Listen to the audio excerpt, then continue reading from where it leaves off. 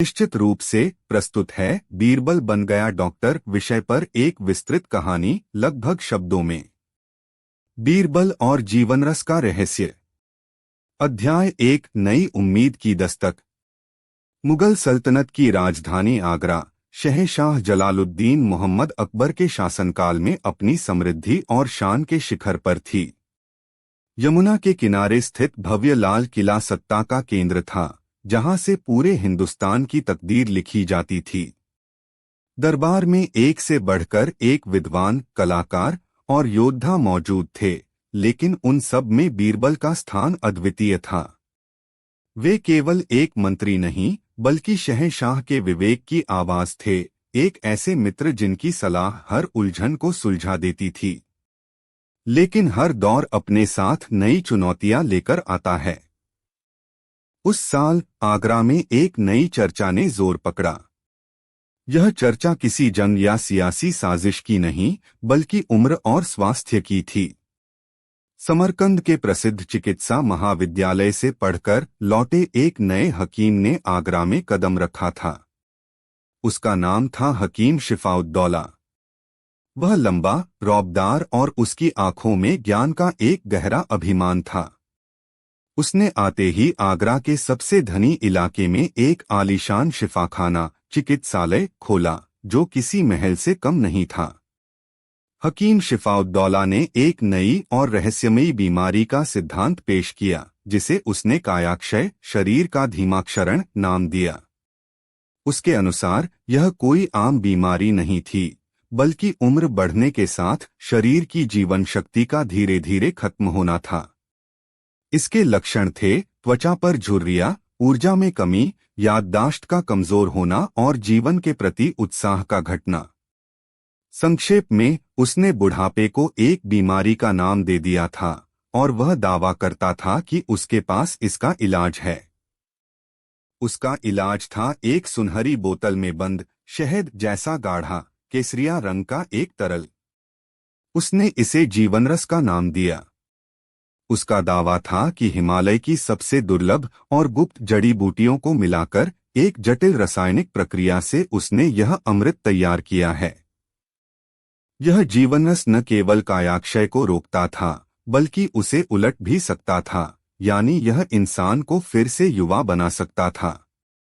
यह दावा इतना अविश्वसनीय था कि लोग इसे खारिज कर देते, लेकिन हकीम शिफाउद्दौला एक चतुर मनोवैज्ञानिक भी था। उसने अपना पहला मरीज बनाया दरबार के एक वृद्ध अमीर मीर जुम्मन को, जो अपनी ढलती उम्र से बेहद परेशान थे। हकीम ने उन्हें कुछ हफ्तों तक गुप्त रूप से जीवनरस दिया। फिर एक दिन मीर जुम्मन दरबार में आए तो लोग उन्हें देखकर हैरान रह गए। उनकी चाल में फुर्ती थी, चेहरे पर एक नई चमक थी, और वह पहले से कहीं ज्यादा ऊर्जावान दिख रहे थे। मीर जुम्मन ने भरे दरबार में हकीम शिफाउद्दौला की प्रशंसा के पुल बांध दिए। यह हकीम नहीं, कोई जादूगर है। इनके जीवनरस ने मुझे 10 साल छोटा कर दिया है। बस फिर क्या था, आगरा के अमीरों और रईसों में जीवनरस के लिए होड़ मच गई। हकीम की दुकान पर लंबी कतारें लगने लगीं। जीवनरस सोने के भाव बिक रहा था, लेकिन अपनी जवानी वापस पाने के लिए लोग कोई भी कीमत चुकाने को तैयार थे। शहंशाह अकबर भी इस सबसे अछूते नहीं रहे। वह खुद 50 के हो रहे थे, और उन्हें भी आईने में अपनी उम्र के निशान दिखने लगे थे। उन्होंने हकीम शिफाउद्दौला को दरबार में आमंत्रित किया। हकीम ने अपनी विद्वता और वाक्पटुता से शहंशाह को बहुत प्रभावित किया।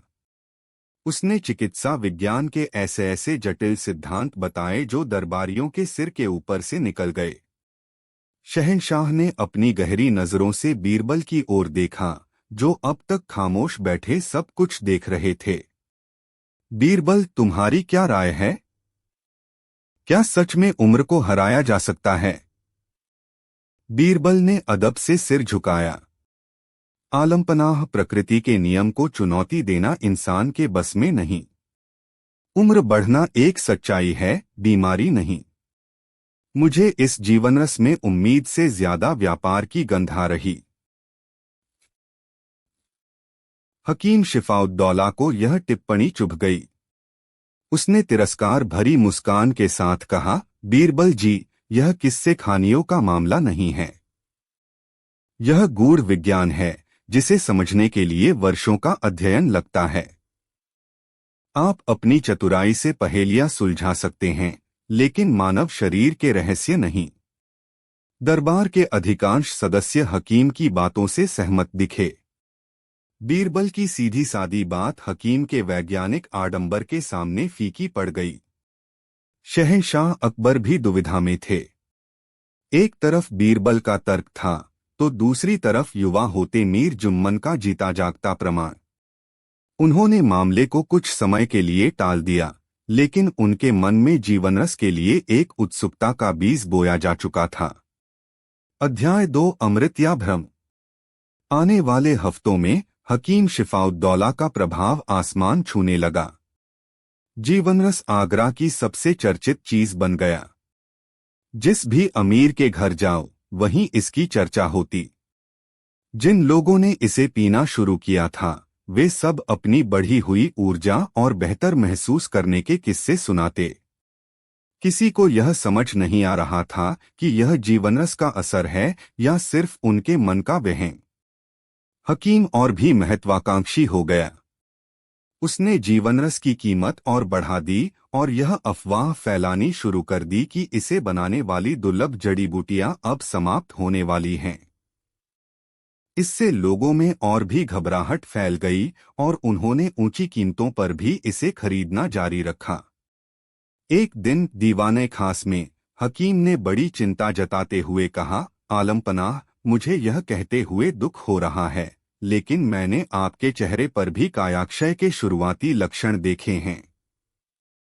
सल्तनत की भलाई के लिए आपका स्वस्थ और ऊर्जावान रहना अत्यंत आवश्यक है। मेरी गुजारिश है कि आप भी जीवनरस का सेवन शुरू करें। यह एक सीधी और दुस्साहसी चाल थी। मीर जुम्मन और अन्य दरबारी, जो अब हकीम के भक्त बन चुके थे, ने भी उसका समर्थन किया। हाँ हुजूर, हकीम साहब ठीक कहते हैं। आपकी सेहत ही सल्तनत की सबसे बड़ी दौलत है। शहंशाह अकबर अब सच में चिंतित हो गए। उन्हें अपने स्वास्थ्य से ज्यादा सल्तनत की चिंता थी। उन्होंने एक बार फिर बीरबल की ओर देखा, जिनकी खामोशी उन्हें खल रही थी। बीरबल, तुम चुप क्यों हो? शहंशाह ने पूछा। उनकी आवाज में थोड़ी झुंझलाहट थी। क्या तुम नहीं चाहते कि तुम्हारा शहंशाह लंबा और स्वस्थ जीवन जिए? तुम इस महान हकीम की खोज पर संदेह क्यों कर रहे हो? यह एक सीधी चुनौती थी। बीरबल जानते थे कि अब चुप रहना उनकी हार होगी। वह जानते थे कि हकीम एक धोखेबाज है, लेकिन उनके पास कोई सबूत नहीं था। वह हकीम को उसकी ही भाषा में जवाब नहीं दे सकते थे, क्योंकि वह चिकित्सा विज्ञान नहीं जानते थे। बीरबल अपनी जगह से उठे। उन्होंने कहा, जहां पनाह, मैं आपकी लंबी उम्र की कामना किसी से भी ज्यादा करता हूं। इसीलिए मैं किसी भी ऐसी चीज पर आंख मूंदकर भरोसा नहीं कर सकता जो प्रकृति के विरुद्ध हो। हकीम साहब कहते हैं कि यह विज्ञान है, और मैं उनके ज्ञान का सम्मान करता हूं।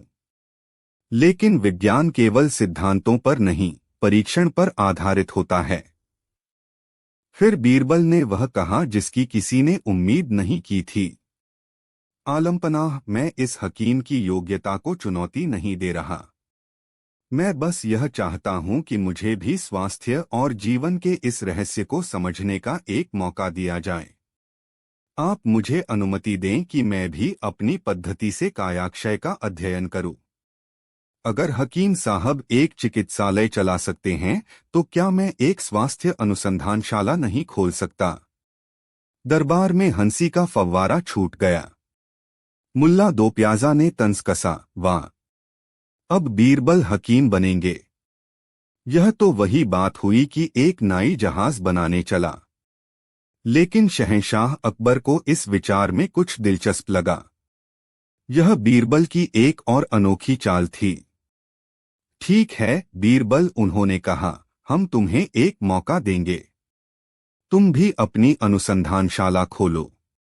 देखते हैं कि तुम्हारी बुद्धि की जड़ी बूटी ज्यादा असरदार है या हकीम का जीवन रस। हकीम शिफाउद्दौला मन ही मन हंसा। उसे लगा कि बीरबल ने खुद ही अपनी बेइज्जती का सामान तैयार कर लिया है। वह इस बात से बेखबर था कि बीरबल का असली अनुसंधान इंसानी शरीर पर नहीं बल्कि इंसानी फितरत पर होने वाला था। अध्याय 3 हकीम बीरबल का उदय। बीरबल ने किसी आलीशान इमारत में अपनी अनुसंधानशाला नहीं खोली। उन्होंने किले के पास एक शांत बाग में कुछ साधारण तंबू लगवाए और उसका नाम रखा जीवनशाला। यहाँ न कोई महंगी दवा थी, न कोई जटिल उपकरण। यहाँ केवल कुछ चटाइयाँ, साफ पानी के घड़े और शांतिपूर्ण वातावरण था। बीरबल के डॉक्टर बनने की खबर पूरे आगरा में फैल गई। लोग मजाक उड़ा रहे थे, लेकिन उत्सुक भी थे। बीरबल ने घोषणा की कि उनकी जीवनशाला में इलाज मुफ्त है, लेकिन कुछ शर्तें हैं। उनका तरीका हकीम शिफाउद्दौला से बिल्कुल अलग था। जब कोई उनके पास आता तो वह उससे यह नहीं पूछते थे कि तुम्हें क्या बीमारी है। वह पूछते थे, तुम क्या खाते हो, तुम कितना सोते हो, दिन भर क्या करते हो, तुम्हारी सबसे बड़ी चिंता क्या है, तुम्हें किस बात से खुशी मिलती है। वह लोगों को कोई जीवनरस नहीं देते थे। इसके बजाय वह उन्हें सरल सलाह देते थे। सुबह जल्दी उठो, खुली हवा में टहलो, सादा और पौष्टिक भोजन करो, दिन में कुछ समय अपने पसंद का काम करो, रात को समय पर सो जाओ, और सबसे महत्वपूर्ण, व्यर्थ की चिंताओं से दूर रहो। उन्होंने अपनी शाला में कुछ लोगों को भर्ती भी किया। ये वे गरीब और साधारण लोग थे जिनके पास हकीम है पीएल, एक जो आडंबर और धोखे पर आधारित थी और दूसरी जो प्रकृति और सादगी पर। लेकिन वह जानते थे कि शहंशाह और दरबार के सामने इसे साबित करने के लिए उन्हें एक नाटकीय प्रदर्शन की जरूरत होगी। अध्याय 4 दो चिकित्सा पद्धतियों की टक्कर। हकीम शिफाउद्दौला को बीरबल की जीवनशाला की सफलता से चिढ़ होने लगी थी। लोग अब उसकी महंगी दवा पर सवाल उठाने लगे थे। उसने बीरबल को एक गंवार और ढोंगी कहकर बदनाम करना शुरू कर दिया। उसने दरबार में शिकायत की कि बीरबल बिना किसी योग्यता के लोगों की जान से खिलवाड़ कर रहा है। दरबार अब स्पष्ट रूप से दो खेमों में बंट गया था। एक तरफ हकीम के अमीर और प्रभावशाली समर्थक थे और दूसरी तरफ वे लोग जो बीरबल की बुद्धि और ईमानदारी पर भरोसा करते थे। शहंशाह अकबर भी इस खींचतान से परेशान थे। वह चाहते थे कि सच सामने आए। उन्होंने एक दिन दोनों को दरबार में बुलाया।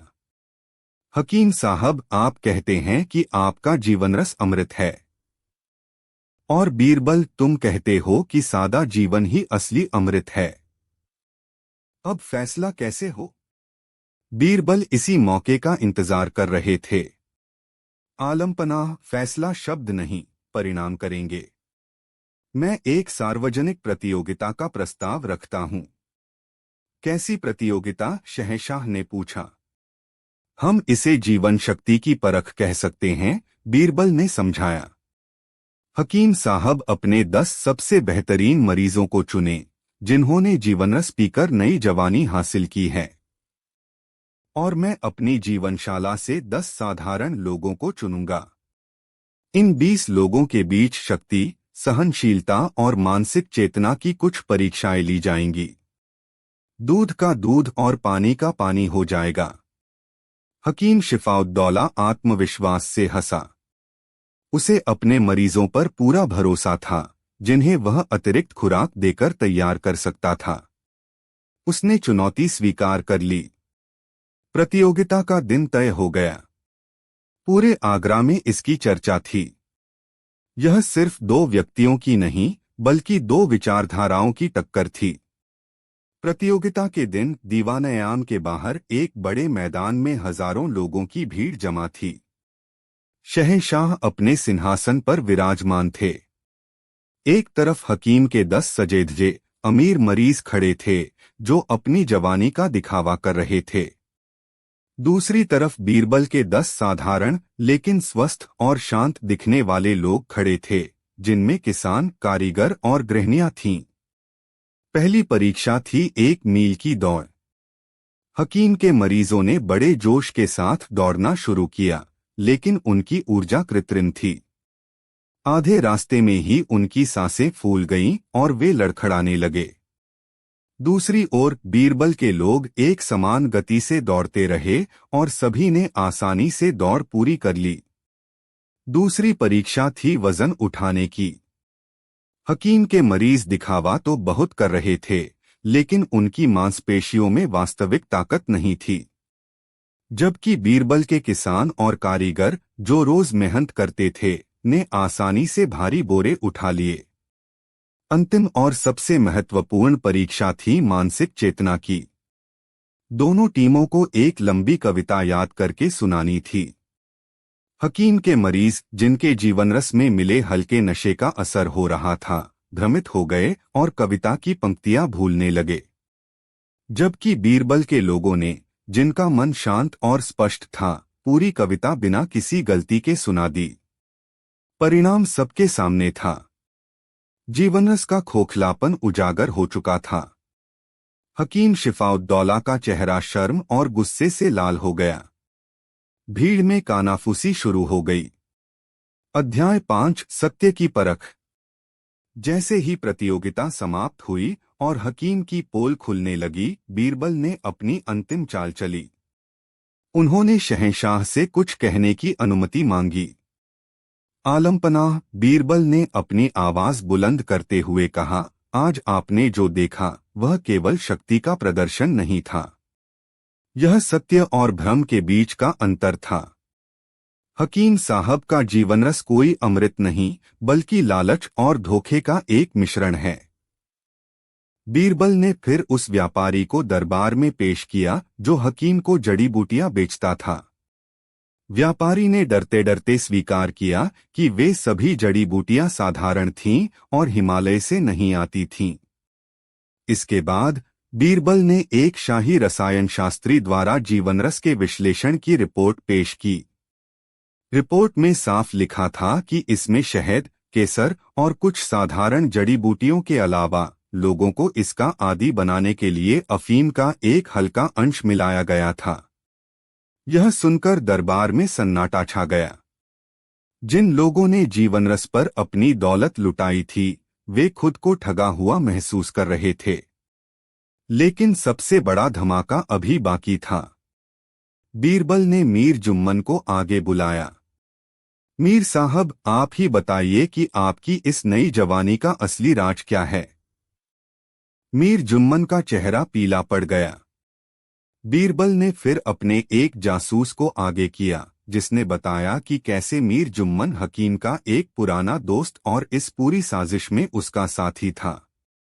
उसे लोगों को धोखा देने के लिए इस नाटक में शामिल किया गया था और मुनाफे का एक बड़ा हिस्सा उसे भी मिलता था।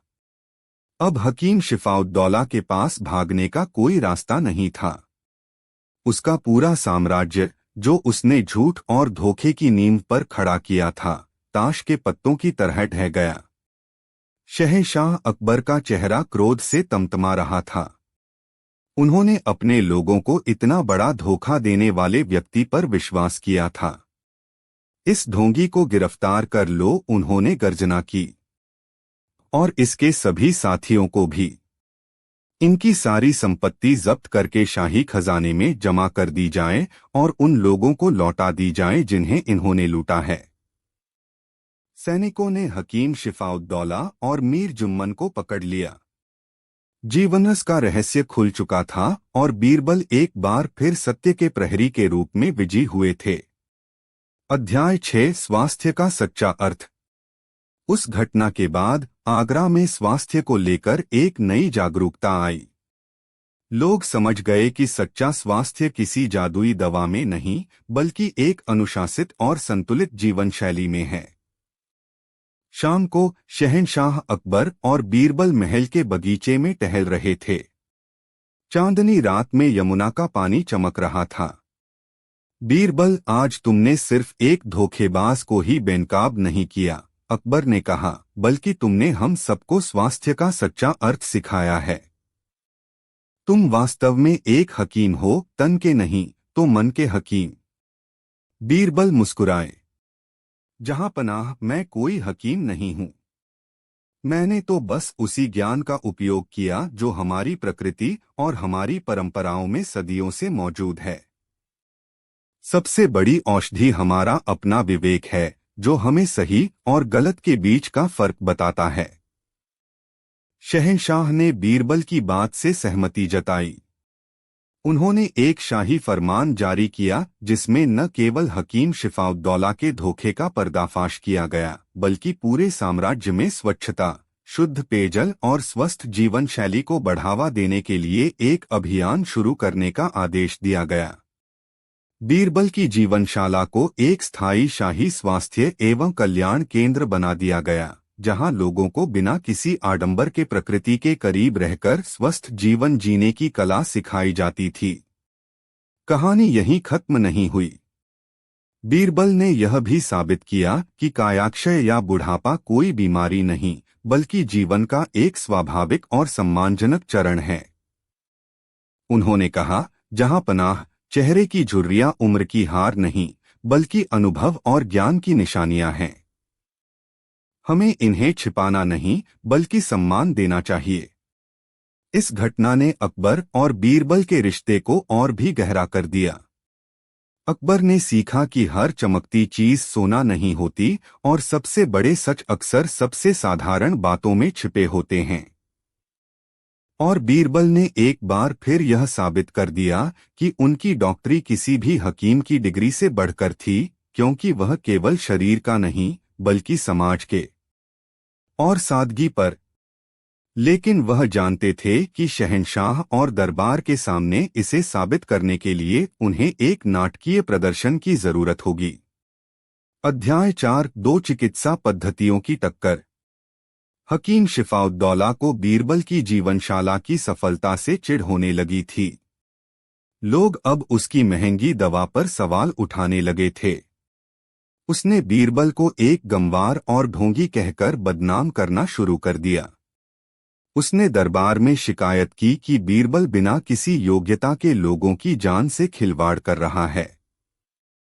दरबार अब स्पष्ट रूप से दो खेमों में बंट गया था। एक तरफ हकीम के अमीर और प्रभावशाली समर्थक थे, और दूसरी तरफ वे लोग जो बीरबल की बुद्धि और ईमानदारी पर भरोसा करते थे। शहंशाह अकबर भी इस खींचतान से परेशान थे। वह चाहते थे कि सच सामने आए। उन्होंने एक दिन दोनों को दरबार में बुलाया। हकीम साहब, आप कहते हैं कि आपका जीवनरस अमृत है, और बीरबल, तुम कहते हो कि सादा जीवन ही असली अमृत है। अब फैसला कैसे हो? बीरबल इसी मौके का इंतजार कर रहे थे।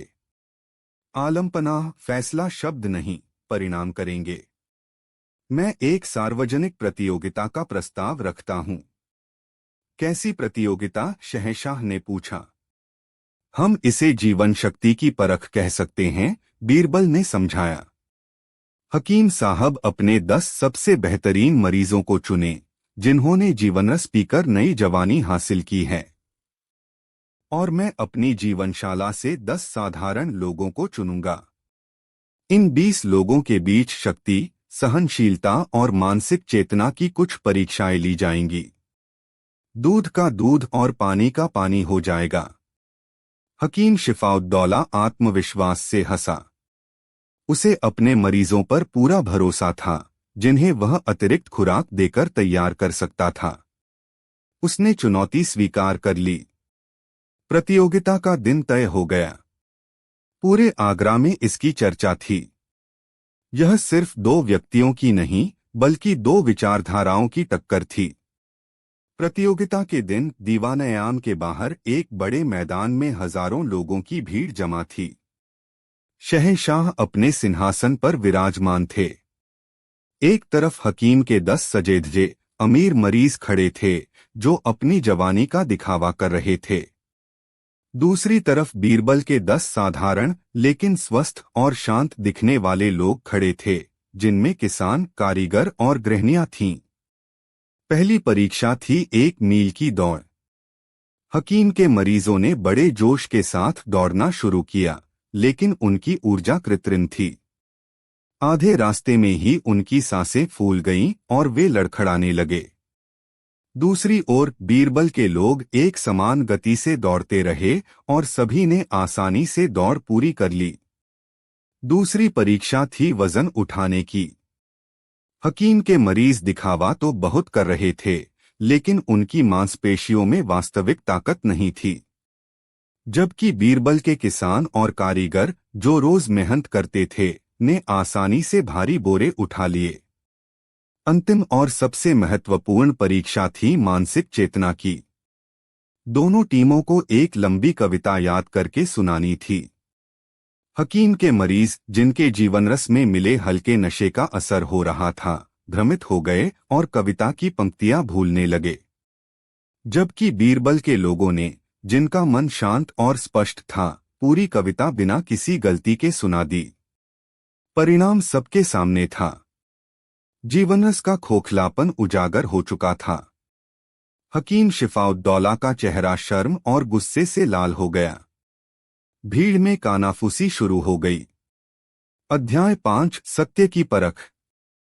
जैसे ही प्रतियोगिता समाप्त हुई और हकीम की पोल खुलने लगी, बीरबल ने अपनी अंतिम चाल चली। उन्होंने शहंशाह से कुछ कहने की अनुमति मांगी। आलमपनाह, बीरबल ने अपनी आवाज बुलंद करते हुए कहा, आज आपने जो देखा वह केवल शक्ति का प्रदर्शन नहीं था। यह सत्य और भ्रम के बीच का अंतर था। हकीम साहब का जीवनरस कोई अमृत नहीं, बल्कि लालच और धोखे का एक मिश्रण है। बीरबल ने फिर उस व्यापारी को दरबार में पेश किया, जो हकीम को जड़ी बूटियां बेचता था।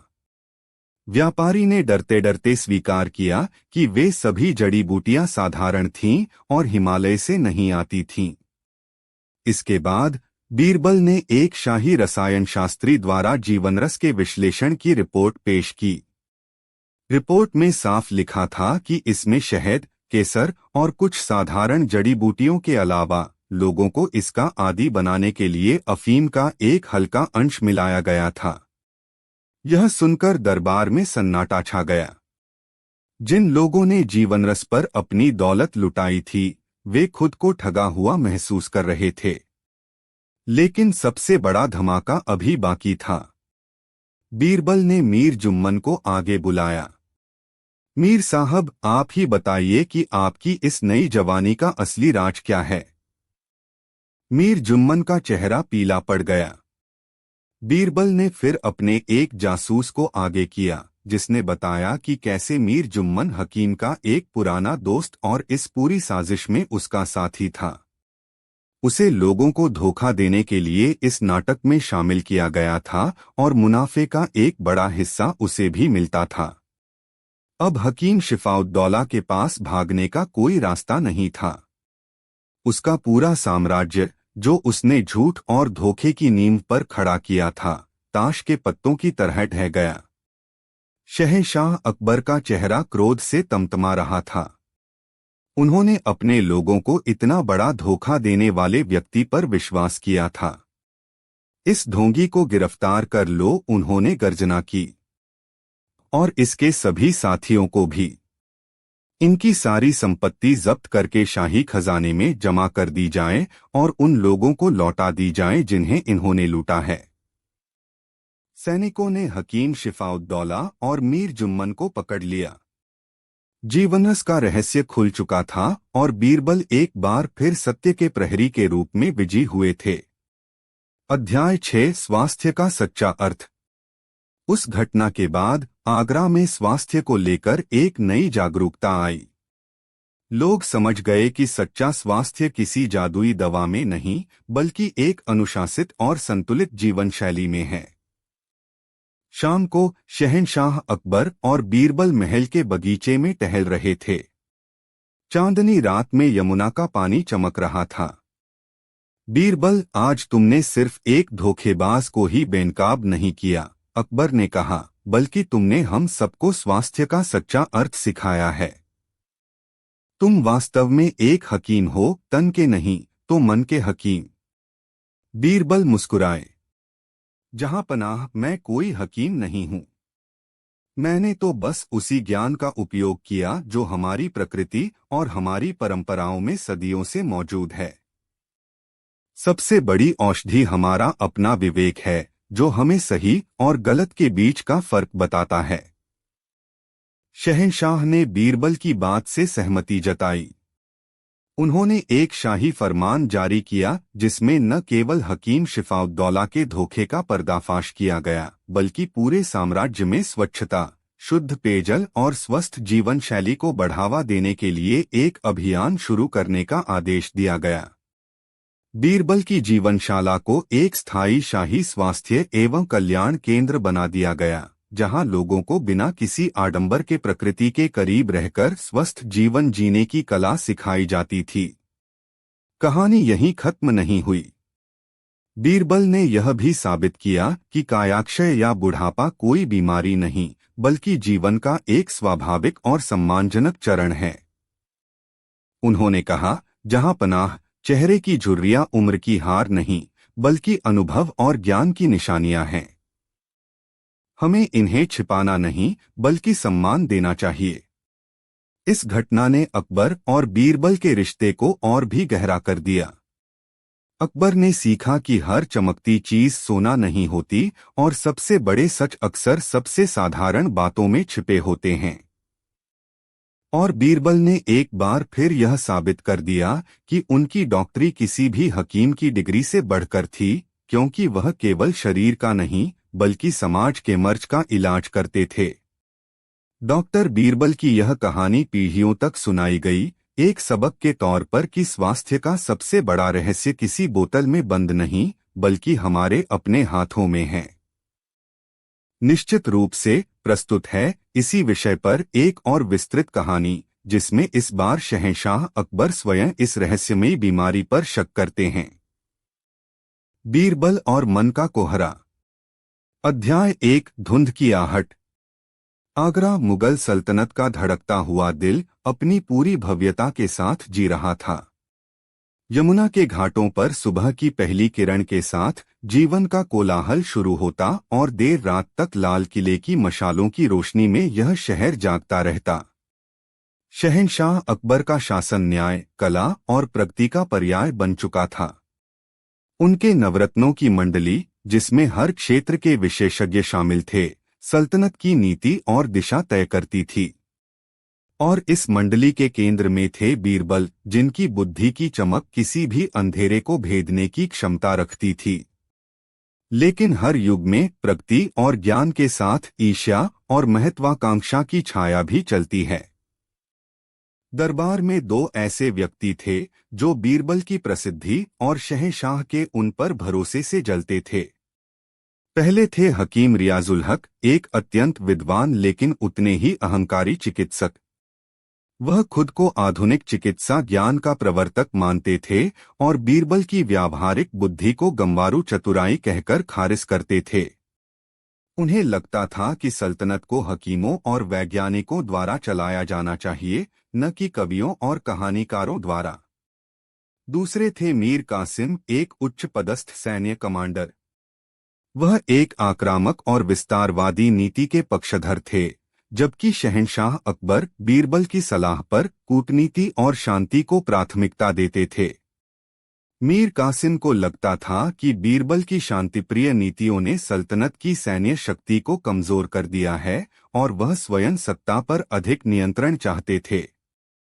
एक अमावस की रात हकीम रियाज के गुप्त औषधालय में यह दोनों मिले। हवा में जड़ी बूटियों की तेज गंध और साजिश की धीमी फुसफुसाहट घुली हुई थी। अब और नहीं मीर साहब, हकीम रियाज ने एक शीशी में भरे गहरे रंग के तरल को देखते हुए कहा। यह सल्तनत बीरबल के किस्से खानियों पर नहीं चल सकती। हमें शहंशाह को दिखाना होगा कि असली ताकत ज्ञान में है, विज्ञान में है, और उसे नियंत्रित करने की क्षमता में है। मीर कासिम ने अपनी मूंछों पर ताव देते हुए कहा, सिर्फ दिखाना काफी नहीं हकीम। हमें सत्ता अपने हाथ में लेनी होगी। लेकिन अकबर और बीरबल की जोड़ी को तोड़ना लोहे के चने चबाने जैसा है। हकीम रियाज के होठों पर एक सर्द मुस्कान उभरी। हम उन्हें तोड़ेंगे नहीं, हम उन्हें धुंध में ढक देंगे। हम एक ऐसी बीमारी पैदा करेंगे जो शरीर पर नहीं, मन पर हमला करेगी। एक ऐसा रोग जिसका कोई निशान नहीं होगा, केवल एहसास होगा। हम इसे नाम देंगे मन का कोहरा। उनकी योजना पिछली साजिश से कहीं ज्यादा खतरनाक और सूक्ष्म थी। मन का कोहरा के लक्षण थे भ्रम, याददाश्त का कमजोर होना, गहरी उदासी और निर्णय लेने में अक्षमता। यह एक ऐसी मानसिक अवस्था थी जिसे पैदा करना और साबित करना दोनों मुश्किल था। हकीम रियाज अपने चिकित्सा ज्ञान का उपयोग करके एक दुर्लभ जड़ी बूटी से एक हल्का विष तैयार करेगा, जो धीरे धीरे दिमाग पर असर करता था। मीर कासिम अपने नेटवर्क का इस्तेमाल करके इस विष को चुनिंदा लोगों तक पहुंचाएगा। उनका लक्ष्य था आगरा में एक मानसिक महामारी का भय फैलाना, बीरबल को असहाय साबित करना और अंततः शहंशाह को भी अपनी चपेट में लेकर सल्तनत पर नियंत्रण स्थापित करना। यह एक अदृश्य युद्ध की घोषणा थी, जिसका रणक्षेत्र लोगों का मन था। अध्याय 2 दरबार में बढ़ता साया। योजना के कुछ हफ्तों बाद मन के कोहरे की पहली खबरें आने लगीं। एक प्रतिष्ठित कवि, जो अपनी तेज याददाश्त के लिए जाना जाता था, अचानक अपनी ही कविताएं भूलने लगा। एक कुशल गणितज्ञ साधारण जोड़ घटाव में गलतियां करने लगा। एक हंसमुख व्यापारी गहरी उदासी में डूब गया। इन सभी मामलों में कोई शारीरिक लक्षण नहीं थे, केवल एक अजीब मानसिक धुंध थी। खबरें दरबार तक पहुंची। हकीम रियाज ने इसे एक गंभीर और नई बीमारी के रूप में प्रस्तुत किया। उसने लैटिन और अरबी के भारी भरकम शब्दों का प्रयोग करते हुए समझाया कि यह कैसे मस्तिष्क के रसायनों को प्रभावित करता है। उसकी बातों में इतना आत्मविश्वास और वैज्ञानिकता का पुट था कि दरबार के अधिकांश सदस्य भयभीत हो गए। शहंशाह अकबर ने बीरबल की ओर देखा। बीरबल, इस मन के कोहरे पर तुम्हारी क्या राय है? बीरबल ने सम्मान से झुककर कहा, जहां पनाह, मन का भय अक्सर मन के कोहरे से ज्यादा घना होता है। किसी भी नतीजे पर पहुंचने से पहले हमें यह देखना चाहिए कि इन सभी मामलों में क्या कोई सामान्य कड़ी है। क्या यह वास्तव में कोई रोग है या कोई और बात?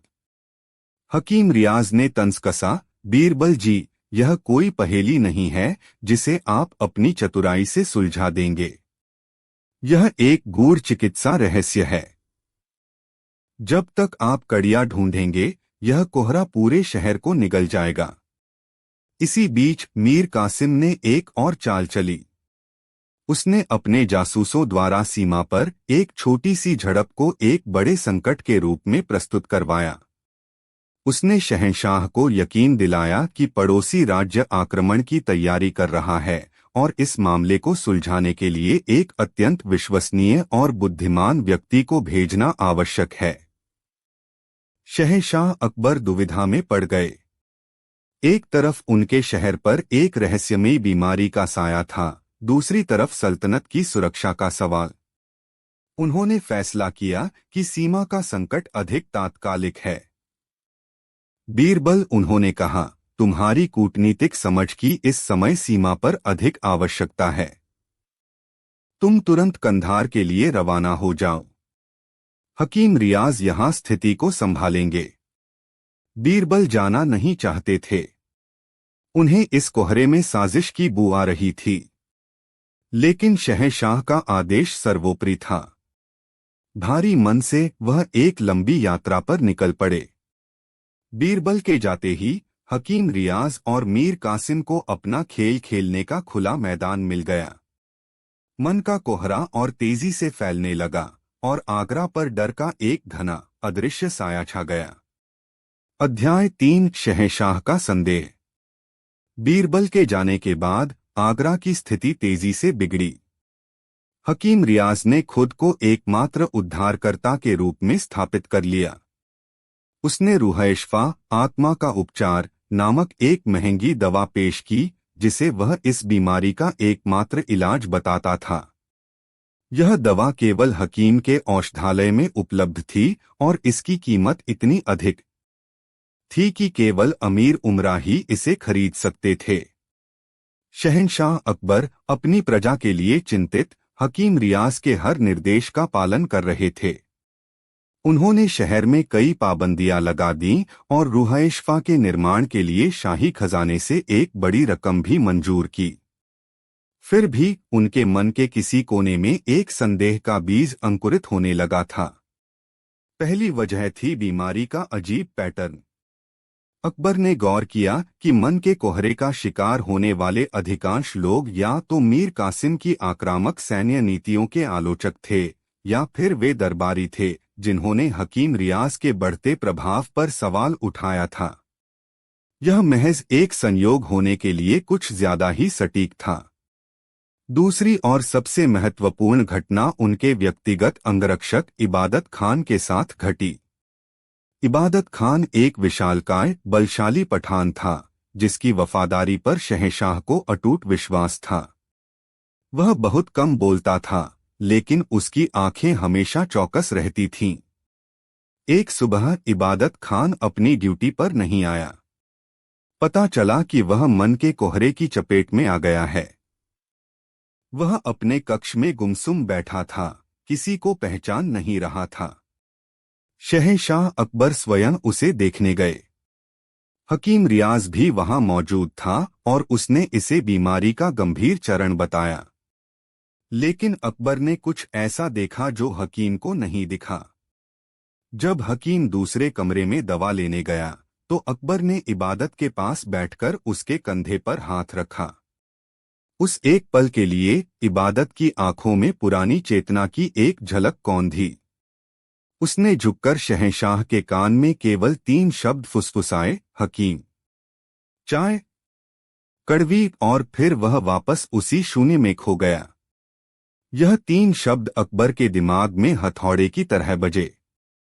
हकीम, चाय, कड़वी। क्या इबादत को दी जाने वाली किसी चीज में कुछ मिलाया जा रहा था? अकबर का शक अब गहरा हो गया था। उन्होंने बीरबल की सिखाई हुई एक महत्वपूर्ण बात याद की, जब सब कुछ एक ही दिशा में इशारा कर रहा हो तो उस दिशा को नहीं बल्कि इशारा करने वाले को देखो। उन्होंने अपनी निजी खुफिया इकाई, जो सीधे उन्हें रिपोर्ट करती थी और जिसके बारे में मीर कासिम भी नहीं जानता था, को 2 गुप्त काम सौंपे। पहला, रूह शिफा का एक नमूना हासिल कर उसकी गुप्त रूप से जांच करवाना। दूसरा, हकीम रियाज और मीर कासिम की हर गतिविधि पर 24 घंटे नजर रखना। बीरबल आगरा में नहीं थे, लेकिन उनकी सिखाई हुई तर्क और संदेह की मशाल अब खुद शहंशाह के हाथों में थी। वह अब केवल एक चिंतित शासक नहीं थे, बल्कि एक जासूस भी बन चुके थे। अध्याय 4, बीरबल की वापसी और गुप्त मंत्रणा। लगभग 1 महीने बाद बीरबल कंधार से लौटे। उन्होंने कूटनीति से सीमा विवाद को सफलतापूर्वक हल कर दिया था। लेकिन जिस आगरा को वह छोड़कर गए थे, यह वह नहीं था। शहर की जीवंतता पर डर का कोहरा छाया हुआ था। हर चेहरे पर एक अनकहा खौफ था। उसी रात जब पूरा किला सो रहा था, शहंशाह अकबर ने बीरबल को दीवाने खास में नहीं बल्कि किले के नीचे बनी एक गुप्त सुरंग के एक कक्ष में बुलवाया। यह कक्ष केवल शहंशाह और उनके सबसे भरोसेमंद लोगों को ही पता था। जब बीरबल वहां पहुंचे तो उन्होंने शहंशाह को एक नक्शे पर कुछ निशान लगाते हुए पाया। उनके चेहरे पर वही गंभीरता थी जो किसी बड़ी जंग से पहले होती है। स्वागत है बीरबल, अकबर ने बिना नजर उठाए कहा। तुम्हारी गैरमौजूदगी में मैंने कुछ नई पहेलियां सुलझाने की कोशिश की है। अकबर ने पिछले 1 महीने में जो कुछ भी देखा और महसूस किया था, वह सब बीरबल को विस्तार से बताया। उन्होंने इबादत खान के कानों में कहे शब्दों बीमारी के संदिग्ध पैटर्न और अपने मन में उठ रहे हर सवाल को साझा किया। उन्होंने अपनी खुफिया इकाई द्वारा जुटाई गई जानकारी भी सामने रखी। रूह-ए-शिफा की जांच से पता चला था कि वह केसर और गुलाब जल का एक हानिरहित मिश्रण था, जिसमें एक हल्की नींद लाने वाली जड़ी बूटी मिली थी। वह किसी बीमारी का इलाज नहीं कर सकती थी। बीरबल ने शहंशाह की बातों को ध्यान से सुना। वह अपने शासक की अवलोकन क्षमता और तर्क शक्ति से बहुत प्रभावित हुए। यह पहली बार था जब उन्होंने अकबर को एक समस्या की तह तक खुद पहुंचते हुए देखा था। जहांपनाह, बीरबल ने कहा, आपने आधा रहस्य तो खुद ही सुलझा लिया है। यह मन का कोहरा कोई बीमारी नहीं, बल्कि एक सुनियोजित हमला है। हकीम रियाज और मीर कासिम इसके सूत्रधार हैं। वे लोगों को एक धीमा विष दे रहे हैं जो भ्रम पैदा करता है, और फिर उसे ठीक करने के नाम पर सल्तनत और प्रजा को लूट रहे हैं। उनका अंतिम लक्ष्य शायद आप हैं। अकबर ने सिर हिलाया। मैं भी यही सोच रहा था। लेकिन अब सवाल यह है कि हम उन्हें बेनकाब कैसे करें। वे बहुत चालाक हैं। मीर कासिम के पास सेना का समर्थन है और हकीम ने खुद को एक मसीहा बना लिया है। कोई भी सीधा आरोप विद्रोह को भड़का सकता है। बीरबल की आंखों में एक जानी पहचानी चमक उभरी। अगर उन्होंने अदृश्य हथियार से हमला किया है तो हम भी उन्हें एक अदृश्य जाल में फंसाएंगे। जहांपनाह, इस नाटक का अंतिम अंक अब हम लिखेंगे, और इस नाटक के मुख्य पात्र आप होंगे। उस गुप्त कक्ष में आधी रात के सन्नाटे में शहंशाह और उनके सबसे बुद्धिमान सलाहकार ने एक ऐसी योजना बनाई जो इतिहास में दर्ज होने वाली थी। अध्याय 5, जाल के भीतर जाल। अगली सुबह दरबार में एक चौंकाने वाली खबर फैली। शहंशाह अकबर मन के कोहरे के लक्षण प्रदर्शित कर रहे थे। दरबार की कार्यवाही के दौरान वह अचानक चुप हो गए, एकटक शून्य में देखते रहे। जब एक मंत्री ने उनसे सवाल पूछा तो उन्होंने एक ऐसा जवाब दिया जिसका कोई मतलब नहीं था। वह अपने ही मंत्रियों के नाम भूलने लगे। हकीम रियाज को तुरंत बुलाया गया। उसने शहंशाह की जांच की और बड़े दुख के साथ घोषणा की, अफसोस, यह बीमारी अब महल की सबसे ऊंची मीनार तक पहुंच गई है। शहंशाह भी मन के कोहरे की चपेट में आ गए हैं। मीर कासिम ने तुरंत स्थिति को संभाला। घबराने की कोई बात नहीं है, उसने दरबार में घोषणा की।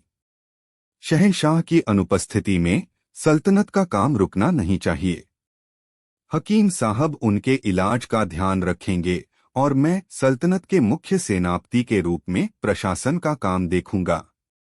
यह सब बीरबल और अकबर की योजना का हिस्सा था। अकबर एक कुशल अभिनेता की तरह अपनी भूमिका निभा रहे थे। उनकी बीमारी ने हकीम रियाज और मीर कासिम को वह आत्मविश्वास दे दिया जिसकी उन्हें जरूरत थी। उन्हें लगा कि अब सल्तनत उनकी मुट्ठी में है। अगले कुछ दिनों तक आगरा ने एक अजीब दृश्य देखा। शहंशाह अपने कक्ष में बीमार पड़े थे और सत्ता की बागडोर हकीम और मीर कासिम के हाथों में आ गई थी। उन्होंने कई नए फरमान जारी किए। मीर कासिम ने सेना का बजट दोगुना कर दिया और अपने वफादारों को ऊंचे पदों पर नियुक्त किया। हकीम रियाज ने रूह-ए-शिफा को एक अनिवार्य दवा घोषित कर दिया और इसके उत्पादन के लिए खजाने से और धन निकाल लिया। वे अपनी जीत के नशे में इतने चूर थे कि उन्हें यह एहसास ही नहीं हुआ कि उनका हर कदम, हर फरमान और हर शब्द बीरबल के जासूसों द्वारा दर्ज किया जा रहा था। बीरबल ने इबादत खान को दी गई कड़वी चाय का नमूना भी हासिल कर लिया था। जांच में पता चला कि उसमें धतूरे का एक हल्का अंश था, एक ऐसा विष जो अस्थायी रूप से भ्रम और याददाश्त में कमी पैदा करता था। अब बीरबल के पास मकसद, तरीका और सबूत तीनों थे। बस सही समय पर पर्दा उठाने की देर थी। अध्याय 6 नकाब उतरने का दिन। एक हफ्ते बाद मीर कासिम और हकीम रियाज ने अपनी सत्ता को स्थायी बनाने के लिए अंतिम कदम उठाने का फैसला किया। उन्होंने दीवाने खास की एक विशेष सभा बुलाई। उनका इरादा एक शाही फरमान जारी करना था, जिसमें कहा गया था कि शहंशाह की अस्थिर मानसिक स्थिति के कारण एक रीजेंसी काउंसिल राजप्रतिनिधि परिषद का गठन किया जाएगा, जिसके प्रमुख वे दोनों होंगे। यह एक तख्तापलट था। बीमार शहंशाह को भी एक पालकी में दरबार में लाया गया ताकि वे इस ऐतिहासिक क्षण के गवाह बन सकें। वह अपने सिंहासन पर निढाल बैठे थे, उनकी आंखें बंद थीं। मीर कासिम फरमान पढ़ने के लिए खड़ा हुआ। हॉल में पूर्ण सन्नाटा था। उसने अपनी भारी आवाज में पढ़ना शुरू किया। चूंकि शहंशाह हिंद जलालुद्दीन मोहम्मद अकबर मन के कोहरे नामक गंभीर रोग से ग्रस्त हैं और राजकाज संभालने में असमर्थ हैं, इसलिए सल्तनत की भलाई के लिए वह अपना वाक्य पूरा कर पाता, इससे पहले ही एक शांत लेकिन दृढ़ आवाज ने सन्नाटे को चीर दिया। लेकिन यह कोहरा अब छंट चुका है, मीर कासिम। सबकी आंखें सिंहासन की ओर मुड़ी। शहंशाह अकबर सीधे बैठे थे। उनकी आंखों में कोई धुंध नहीं थी, बल्कि क्रोध और अधिकार की ज्वाला धधक रही थी। उनका चेहरा शांत था, लेकिन उनकी आवाज में वज्र की कड़क थी। हॉल में जैसे बिजली कौंध गई। मीर कासिम के हाथ से फरमान छूट गया। हकीम रियाज का चेहरा चाक की तरह सफेद हो गया। यह कैसे हो सकता है? हकीम हकलाया। आप तो। मैं वही देख और सुन रहा था जो तुम दोनों सल्तनत के साथ कर रहे थे, अकबर ने कहा। फिर उन्होंने बीरबल को इशारा किया। बीरबल आगे बढ़े और एक एक करके सबूतों का पहाड़ खड़ा कर दिया। उन्होंने इबादत खान, जो अब पूरी तरह स्वस्थ था, को गवाह के रूप में पेश किया। उन्होंने धतूरे वाले चाय के नमूने और रूह-ए-शिफा की विश्लेषण रिपोर्ट प्रस्तुत की। उन्होंने उन सभी फरमानों को पढ़कर सुनाया जो पिछले एक हफ्ते में इन दोनों ने अपने फायदे के लिए जारी किए थे। अंत में उन्होंने उन सभी लोगों की सूची पेश की जिन्हें मन के कोहरे का शिकार बनाया गया था, और यह साबित किया कि वे सभी कैसे इन दोनों के रास्ते में आ रहे थे। हकीम रियाज और मीर कासिम के पास कहने के लिए कुछ नहीं बचा था। उनका बुना हुआ जाल अब उनके ही गले का फंदा बन चुका था। अकबर का बीमार होना उनके लिए एक जाल था और वे उसमें पूरी तरह फंस चुके थे। गद्दारों, अकबर की आवाज पूरे दीवाने खास में गूंजी। तुमने सल्तनत की पीठ में छुरा घोंपा है। तुमने प्रजा के विश्वास को तोड़ा है।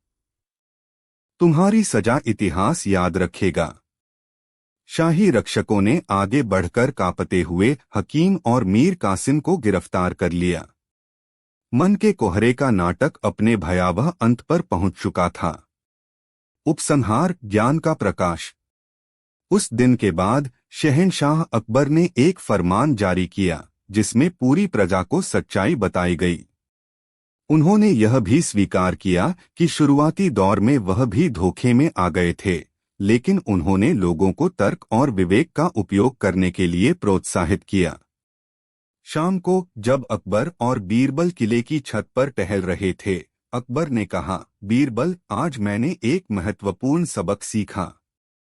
एक शासक को केवल अपने सलाहकारों पर ही नहीं, बल्कि अपनी आंखों और अपने विवेक पर भी भरोसा करना चाहिए।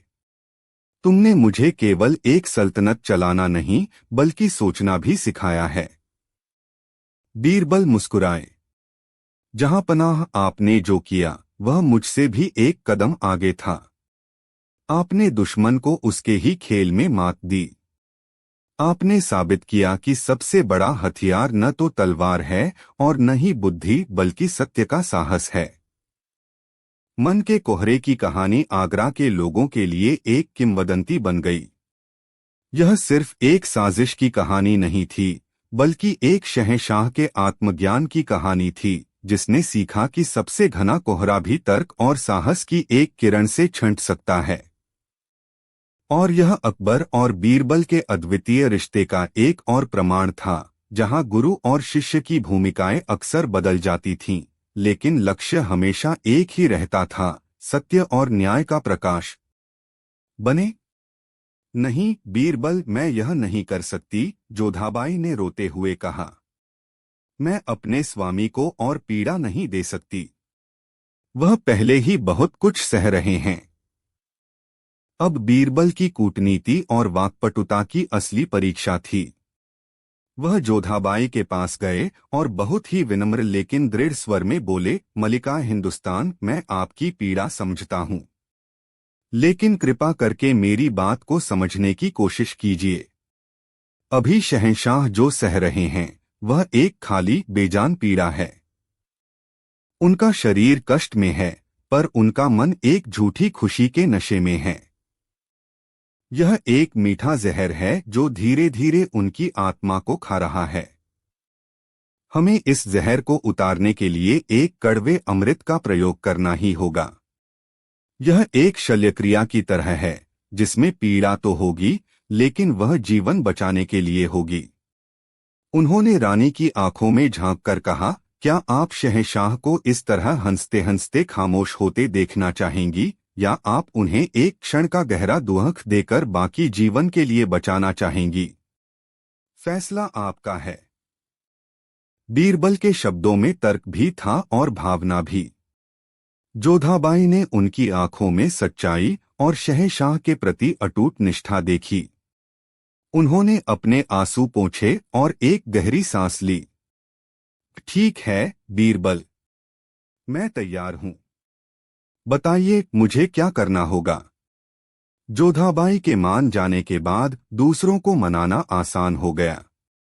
बीरबल ने अब अपनी योजना की रूपरेखा तैयार करनी शुरू की। यह कोई साधारण योजना नहीं थी, यह एक विस्तृत नाटक था, एक करुणा का षड्यंत्र। इस नाटक के हर पात्र को अपनी भूमिका पूरी ईमानदारी और तीव्रता से निभानी थी। उन्होंने समझाया, हमें एक ऐसी स्थिति का निर्माण करना होगा जो शहंशाह को व्यक्तिगत रूप से सबसे ज्यादा प्रभावित करे। किसी और की कहानी या दुख उन पर असर नहीं करेगा। दुख उनका अपना होना चाहिए, या कम से कम उन्हें ऐसा लगना चाहिए। उन्होंने अपनी योजना के हर पहलू पर बारीकी से काम किया। किस पात्र की क्या भूमिका होगी, कौन क्या संवाद बोलेगा, माहौल कैसा बनाया जाएगा, सब कुछ तय किया गया। यह एक ऐसा दांव था जिसमें जरा सी भी चूक शहंशाह को हमेशा के लिए उस हंसी के अंधकार में धकेल सकती थी। मुल्ला दो प्याजा अभी भी इस योजना के खिलाफ थे। यह पागलपन है। बीरबल अपनी नाकामी छुपाने के लिए शहंशाह की जान से खेल रहा है, उन्होंने कहा। अगर मैं नाकाम हुआ मुल्ला जी, बीरबल ने शांति से जवाब दिया, तो सबसे पहली तलवार आप मेरी गर्दन पर चलाइएगा। मुझे स्वीकार होगा, लेकिन जब तक शहंशाह की सांसें चल रही हैं, मैं अपनी कोशिश नहीं छोड़ूंगा। बीरबल के इस आत्मविश्वास ने बाकी लोगों को भी बल दिया। अब सब तैयार थे, एक ऐसे नाटक का मंचन करने के लिए जिसका दर्शक केवल एक व्यक्ति था, और जिसका उद्देश्य उस दर्शक को हंसाना नहीं बल्कि रुलाना था। अध्याय 5 अंतिम अभिनय। अगले दिन योजना के अनुसार शहंशाह के कक्ष को एक अजीब और गंभीर रूप दिया गया। खिड़कियों पर भारी पर्दे डाल दिए गए थे, जिससे कमरे में लगभग अंधेरा हो गया था। केवल कुछ मशालें जल रही थीं, जिनकी कापती हुई रोशनी दीवारों पर भयानक साए बना रही थी। हवा में लोबान आंसू गिरा। अकबर को भारी गमगीन महक थी। शहंशाह को सहारा देकर एक मसंद पर बिठाया गया। वह अभी भी बहुत कमजोर थे और रुक रुक कर उनके मुंह से दबीदबी हंसी निकल रही थी। यह सब क्या है? हाँ, इतना अंधेरा क्यों है? उन्होंने पूछा। कमरे में बीरबल, जोधाबाई और फकीर के अलावा कुछ सबसे भरोसेमंद सेवक मौजूद थे, जिनके चेहरों पर सच्ची चिंता और दुख के भाव थे। नाटक का पहला अंक शुरू हुआ। बीरबल शहंशाह के कदमों के पास बैठ गए। उनका चेहरा पीला पड़ चुका था और उनकी आवाज में एक असली कंपन था। उन्होंने कहा, आलम पनाह, आज हम यहाँ आपका इलाज करने नहीं आए हैं। हम आपको एक ऐसी कड़वी सच्चाई बताने आए हैं जिसे हम सबने अब तक आपसे छुपाए रखा था। शहंशाह की हंसी में एक जिज्ञासा का भाव आया। कैसी सच्चाई बीरबल? ही बताओ, मुझे भी तो पता चले। बीरबल ने एक गहरी सांस ली, मानो बहुत हिम्मत जुटा रहे हों। आलम पनाह, जब आप इस बीमारी की गिरफ्त में थे तो हमारी सल्तनत कमजोर पड़ गई। इस मौके का फायदा उठाकर हमारे पड़ोसी दुश्मन मेवाड़ की राजपूत सेना ने रात के अंधेरे में आगरा पर हमला कर दिया। यह एक ऐसा झूठ था जो सच के बेहद करीब लग सकता था। अकबर की हंसी पल भर के लिए थमी। उनके चेहरे पर अविश्वास का भाव आया। क्या बकवास कर रहे हो बीरबल?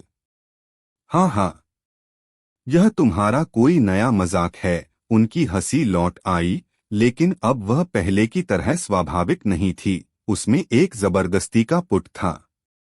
काश यह मजाक होता, शहंशाह, बीरबल ने कहा और उनकी आंखों से सचमुच के आंसू बहने लगे। वह केवल अभिनय नहीं कर रहे थे, वह शहंशाह की हालत पर सच में दुखी थे। हमने मुकाबला किया आलम पनाह।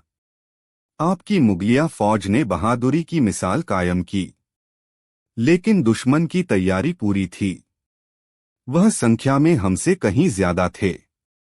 तभी योजना के दूसरे हिस्से के रूप में रानी जोधाबाई आगे आईं। उन्होंने शोक के प्रतीक सफेद वस्त्र पहने हुए थे, उनके बाल बिखरे हुए थे और चेहरा आंसुओं से भीगा हुआ था। वह जमीन पर गिर पड़ी। भा मेरे स्वामी, बीरबल सच कह रहे हैं। सब कुछ तबाह हो गया। एक भयानक लड़ाई हुई। अकबर ने अपनी रानी को इस अवस्था में देखा तो उनकी हंसी उनके गले में अटक गई। उनके मस्तिष्क में आनंद पुष्प और वास्तविकता के बीच एक द्वंद्व शुरू हो गया। बीरबल ने अपनी कहानी को और भी भयानक बनाते हुए कहा, इस लड़ाई में हमने अपने कई अनमोल रत्न खो दिए। शहंशाह, आपके सबसे वफादार सिपहसालार राजा मान सिंह किले के मुख्य द्वार की रक्षा करते हुए वीरगति को प्राप्त हुए और सल्तनत के खजाने की रीढ़ राजा टोडरमल, उन्होंने दुश्मनों को खजाने तक पहुंचने से रोकने के लिए अपने प्राणों की आहुति दे दी।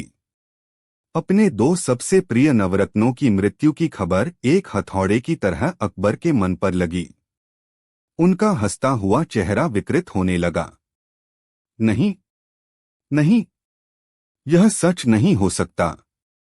मान सिंह, टोडरमल, नहीं। हो, उनकी हंसी अब एक दर्दनाक सिसकी जैसी लग रही थी। वह अपने मन को हंसने के लिए मजबूर कर रहे थे, लेकिन दुख की दरारें अब उनके कृत्रिम सुख के कवच पर साफ दिखाई दे रही थीं। अब बीरबल ने अपना आखिरी और सबसे बड़ा तीर चलाया। वह जानते थे कि यह तीर या तो निशाने पर लगेगा या सब कुछ खत्म कर देगा। वह अकबर के और करीब गए और उनकी कांपती हुई आवाज में फुसफुसाए, और शहंशाह, इस भगड़ और लड़ाई में जब महल पर हमला हुआ तो हम आपके जिगर के टुकड़े को नहीं बचा पाए। आपका बेटा और इस सल्तनत का वारिस शहजादा सलीम। बीरबल ने अपनी बात पूरी नहीं की। वह अपना चेहरा हाथों में छिपाकर ऐसे रोने लगे जैसे उनका सब कुछ लुट गया हो। यह वह चोट थी जिसे आनंद पुष्प का असर सहन नहीं कर सका। सल्तनत का जाना, दोस्तों का मरना, यह सब एक तरफ, लेकिन अपने बेटे सलीम की सलामती पर खतरा। यह विचार अकबर के लिए दुनिया के खत्म हो जाने जैसा था। उनके अंदर भावनाओं का एक ज्वालामुखी फट पड़ा। झूठी खुशी का बनाया हुआ बांध टूट गया। उनके चेहरे से वह चिपकी हुई हंसी एक झटके में गायब हो गई। उनकी आंखों में, जो कई दिनों से खाली थीं, अब असीम पीड़ा, भय और दुख का सागर उमड़ आया। उनके होंठ कांपे, लेकिन हंसने के लिए नहीं, रोने के लिए। और फिर वह ऐतिहासिक क्षण आया। शहंशाह अकबर की दाईं आंख के कोने से एक गर्म आंसू का कतरा लुढ़का और उनके गाल पर आ गिरा। वह सिर्फ एक आंसू नहीं था, वह बीरबल की बुद्धिमानी की जीत थी। वह जोधाबाई के त्याग का फल था। वह उस भयानक हंसी के वायरस का इलाज था। जैसे ही वह सेब निश्चित रूप से प्रस्तुत है बीरबल और नकली वायरस के खेल की एक विस्तृत कहानी, लगभग शब्दों में। बीरबल और अदृश्य छाया का कोप। अध्याय 1। शांति पर मंडराता साया। हिंदुस्तान की सल्तनत के दिल, आगरा में, शहंशाह जलालुद्दीन मोहम्मद अकबर का शासन अपनी पूरी शानो शौकत पर था। यमुना नदी के किनारे बसा यह शहर न केवल मुगल साम्राज्य की राजधानी थी, बल्कि कला, संस्कृति और व्यापार का एक जीवंत केंद्र भी था। सड़कें व्यापारियों, सैनिकों, कारीगरों और फकीरों की भीड़ से गुलजार रहती थीं। किले के दीवाने-आम में हर रोज न्याय और प्रशासन की गूंज सुनाई देती, और दीवाने खास में शहंशाह अपने 9 रत्नों के साथ गहन मंत्रणा करते। इन 9 रत्नों में बीरबल का स्थान सबसे अनोखा था। वे केवल एक मंत्री नहीं, बल्कि शहंशाह के मित्र, सलाहकार और एक ऐसी कसौटी थे जिस पर हर मुश्किल सवाल परखा जाता था। उनकी हाजिर जवाबी और बुद्धिमत्ता के किस्से न केवल आगरा की गलियों में, बल्कि पूरे साम्राज्य में सुनाए जाते थे। जहां बड़ी बड़ी सेनाएं और खजाने विफल हो जाते, वहां बीरबल का दिमाग काम कर जाता। लेकिन हर चमक के पीछे एक साया भी होता है। बीरबल की शहंशाह से निकटता और उनकी बेजोड़ प्रतिष्ठा दरबार के कुछ अमीरों और मंत्रियों को कांटे की तरह चुभती थी। इनमें सबसे प्रमुख थे हकीम स्कीउद्दीन, शाही हकीम जो अपनी विद्वता के लिए जाने जाते थे, लेकिन मन ही मन सत्ता की गहरी महत्वाकांक्षा पाले हुए थे। उनके साथ थे दरबार के कुछ अन्य असंतुष्ट सदस्य, जैसे मुल्ला दो प्याजा, जो हमेशा बीरबल को नीचा दिखाने का मौका ढूंढते रहते थे, और एक धूर्त व्यापारी, सेठ हीराचंद, जिसकी नजर सल्तनत के खजाने पर थी। एक शाम, जब सूरज यमुना के पानी में सोने की तरह घुल रहा था, हकीम स्कीउद्दीन ने अपने गुप्त कक्ष में अपने साथियों को बुलाया। कमरे में धीमी रोशनी थी और हवा में साजिश की गंध तैर रही थी। अब और नहीं, हकीम ने अपनी दाढ़ी पर हाथ फेरते हुए कहा। उसकी आंखों में एक सर्द चमक थी। बीरबल की वजह से हमारी कोई पूछ नहीं। शहंशाह हर मामले में उसी की सुनते हैं। हमें कुछ ऐसा करना होगा जो बीरबल की बुद्धि को भी चकरा दे, जो शहंशाह को इतना भयभीत कर दे कि वे हमारी शरण में आने को मजबूर हो जाएं। सेठ हीराचंद ने अपनी मोटी गर्दन खुजाते हुए पूछा, लेकिन हम ऐसा क्या कर सकते हैं, हकीम साहब? बीरबल हर चाल को पहले ही भांप लेता है। हकीम स्कीउद्दीन के होठों पर एक कुटिल मुस्कान उभरी। हम एक ऐसा दुश्मन खड़ा करेंगे जिसे कोई देख नहीं सकता। एक ऐसा डर पैदा करेंगे जिसका कोई इलाज नहीं। हम एक बीमारी फैलाएंगे, या यूं कहें, एक बीमारी का वहम फैलाएंगे। उसने अपनी योजना विस्तार से बताई। वे एक नई रहस्यमयी बीमारी का ढोंग रचेंगे, जिसे वे अदृश्य छाया का कोप नाम देंगे। इसके लक्षण ऐसे होंगे जो आसानी से पैदा किए जा सकें या जिनका केवल एहसास हो, जैसे अचानक कमजोरी, त्वचा पर एक अजीब सा नीला निशान और एक सूखी खांसी। यह बीमारी हवा से नहीं, बल्कि डर और अफवाहों से फैलेगी। हकीम अपनी चिकित्सा ज्ञान का उपयोग करके इसे प्रामाणिक दिखाएगा। सेठ हीराचंद अपनी व्यापारिक पहुंच का इस्तेमाल करके अफवाहों को हवा देगा, और मुल्ला दो प्याजा जैसे दरबारी दरबार में दहशत का माहौल बनाएंगे। उनका अंतिम लक्ष्य था सल्तनत में अराजकता फैलाना, बीरबल को अक्षम साबित करना और फिर एक नकली इलाज बेचकर खजाना भरना और सत्ता पर अपनी पकड़ मजबूत करना। यह एक दुस्साहसी और शैतानी योजना थी जो केवल शरीर पर नहीं बल्कि पूरे साम्राज्य की आत्मा पर हमला करने वाली थी। साजिश की पहली कील ठोंकी जा चुकी थी और आगरा की शांति पर एक अदृश्य साया मंडराने लगा था। अध्याय 2 पहली दस्तक। योजना के कुछ दिनों बाद आगरा के एक गरीब इलाके ताजगंज की एक तंग गली से पहली खबर आई। एक धोबी जिसका नाम कालू था अचानक काम करते करते गिर पड़ा। जब लोगों ने उसे उठाया तो वह बुरी तरह कांप रहा था और उसकी सांसें तेज चल रही थीं। उसकी पत्नी ने रोते हुए बताया कि उसे 2 दिनों से सूखी खांसी थी और आज सुबह उसकी गर्दन पर एक हल्का नीला निशान भी उभर आया था। यह एक सामान्य घटना हो सकती थी, लेकिन सेठ हीराचंद के एजेंटों ने इसे एक असाधारण घटना बना दिया। कुछ ही घंटों में यह खबर पूरे बाजार में जंगल की आग की तरह फैल गई। एक नई बीमारी आई है, लोग फुसफुसाने लगे, जो इंसान को एकदम से कमजोर कर देती है। अगले 2 दिनों में ऐसे ही कुछ और मामले सामने आए। एक कुम्हार, एक मोची, एक सब्जी बेचने वाली औरत, सभी में वही लक्षण थे, कमजोरी, खांसी और त्वचा पर नीला निशान। हकीम स्कीउद्दीन के चेले तुरंत इन जगहों पर पहुंचे और इसे एक गंभीर और संक्रामक बीमारी घोषित कर दिया। उन्होंने इसे अदृश्य छाया का कोप नाम दिया, यह कहते हुए कि यह किसी बुरी आत्मा का प्रकोप है जो केवल रात के अंधेरे में हमला करती है। अफवाहों का बाजार गर्म हो गया। लोगों ने घरों से निकलना कम कर दिया। बाजारों में भीड़ घटने लगी। एक अजीब सा डर शहर की हवा में घुल गया था। यह डर किसी तलवार या तोप से ज्यादा खतरनाक था, क्योंकि यह अदृश्य था और सीधे लोगों के दिलों पर वार कर रहा था। खबर जल्द ही लाल किले की दीवारों तक पहुंच गई। शहंशाह अकबर चिंतित हो उठे। उन्होंने तुरंत दीवान-ए-आम में एक आपातकालीन बैठक बुलाई। सभी प्रमुख मंत्री, अमीर और सलाहकार उपस्थित थे। हकीम स्कीउद्दीन ने बड़ी गंभीरता और नाटकीयता के साथ स्थिति का वर्णन किया। आलमपनाह, यह कोई साधारण बीमारी नहीं है। मैंने अपने पूरे जीवन में ऐसा कुछ नहीं देखा। इसके लक्षण विचित्र हैं और यह बहुत तेजी से फैल रही है।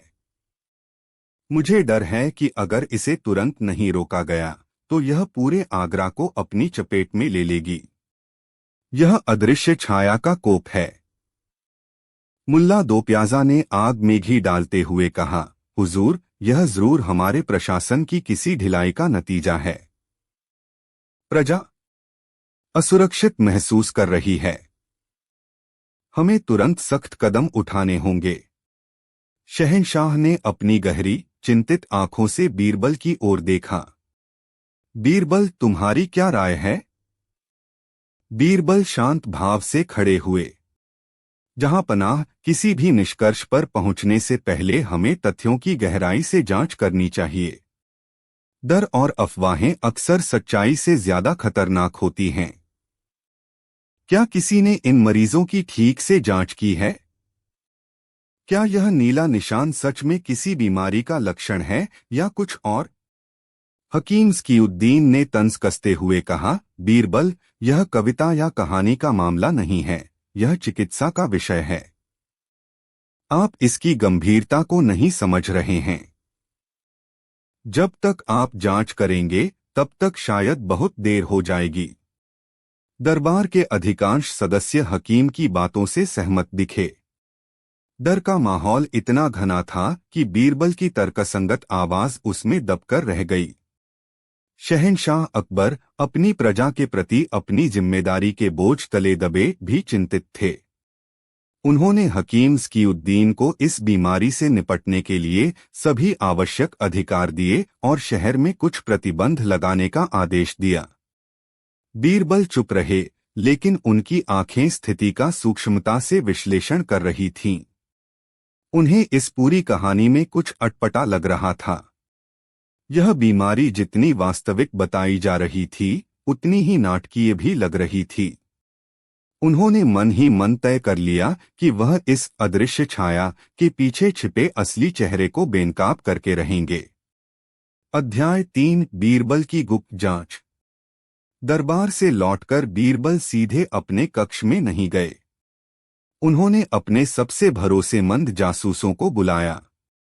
मुझे अदृश्य छाया के कोप से पीड़ित हर व्यक्ति की पूरी जानकारी चाहिए, उन्होंने निर्देश दिया। वे क्या खाते हैं, कहाँ जाते हैं, किससे मिलते हैं, और सबसे महत्वपूर्ण, इस बीमारी से पहले उनकी आर्थिक या सामाजिक स्थिति क्या थी। अगले कुछ दिनों तक बीरबल ने खुद भी भेष बदलकर शहर का दौरा करना शुरू कर दिया। उन्होंने एक साधारण व्यापारी का वेश धरा और उन इलाकों में गए जहां बीमारी का प्रकोप सबसे ज्यादा बताया जा रहा था। उन्होंने जो देखा वह चौंकाने वाला था। लोग डरे हुए थे, लेकिन बीमार दिखने वाले लोगों में एक अजीब सी समानता थी। वे सभी गरीब तबके से थे।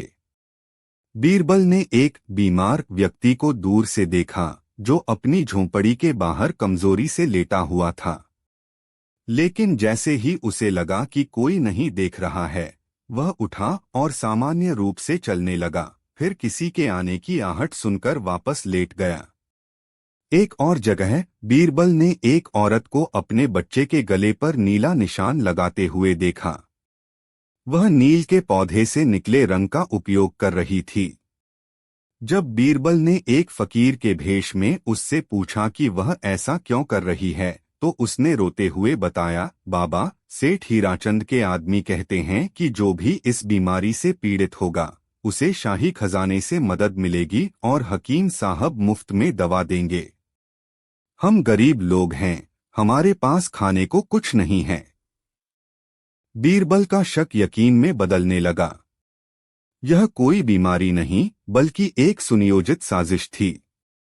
लेकिन इसका असली मकसद क्या था? केवल कुछ गरीबों को मदद दिलाना इतना बड़ा खेल नहीं हो सकता था। इसके पीछे कोई बड़ी मछली जरूर थी। बीरबल ने अपनी जांच का दायरा बढ़ाया। उन्होंने अपने जासूसों को हकीम स्कीउद्दीन और सेठ हीराचंद की गतिविधियों पर नजर रखने का आदेश दिया। जल्द ही जानकारी आनी शुरू हो गई। पता चला कि हकीम स्कीउद्दीन ने एक खास अमृत बूटी तैयार की थी, जिसे वह अदृश्य छाया के कोप का एकमात्र इलाज बता रहा था। यह बूटी सोने के भाव बिक रही थी और केवल अमीर लोग ही इसे खरीद पा रहे थे। बीरबल ने गुप्त रूप से उस बूटी का एक नमूना हासिल किया और उसकी जांच करवाई। नतीजा हैरान करने वाला था। वह बूटी केवल कुछ साधारण जड़ी बूटियों का मिश्रण थी, जैसे तुलसी, अदरक और शहद, जिनका कोई विशेष औषधीय महत्व नहीं था। दूसरी ओर सेठ हीराचंद ने शहर में अनाज और अन्य आवश्यक वस्तुओं का भंडारण शुरू कर दिया था। जैसे जैसे डर के कारण बाजार बंद हो रहे थे और आपूर्ति बाधित हो रही थी, वह इन चीजों को कई गुना दामों पर बेचकर भारी मुनाफा कमा रहा था। अब पूरी तस्वीर साफ हो रही थी।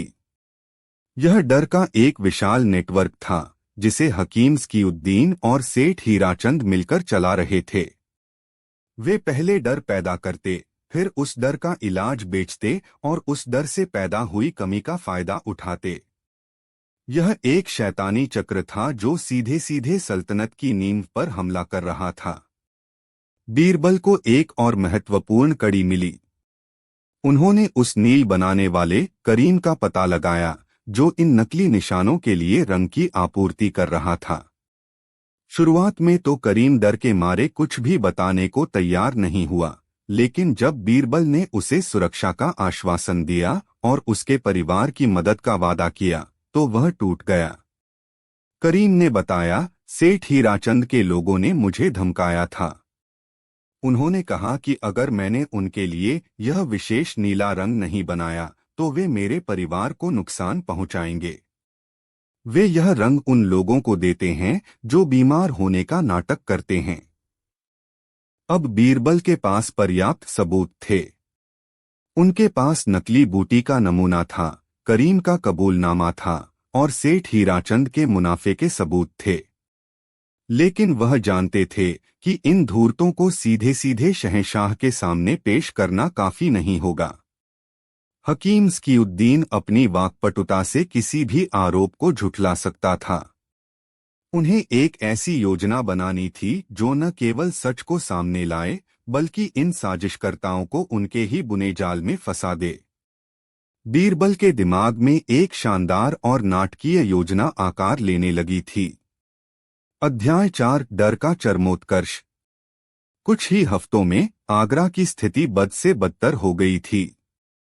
अदृश्य छाया का कोप अब केवल एक बीमारी नहीं बल्कि एक मनोवैज्ञानिक आतंक बन चुका था। सड़कें वीरान थीं, बाजार सुनसान थे। लोगों ने एक दूसरे से मिलना जुलना बंद कर दिया था। हर खांसी और हर छींक को शक की नजर से देखा जाता था।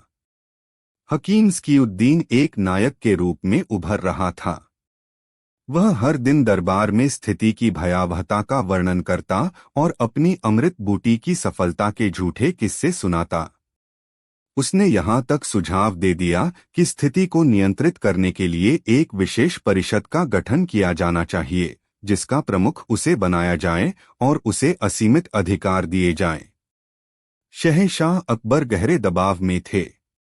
उनकी प्रजा पीड़ित थी, उनका शहर थम गया था और उनका प्रशासन असहाय दिख रहा था।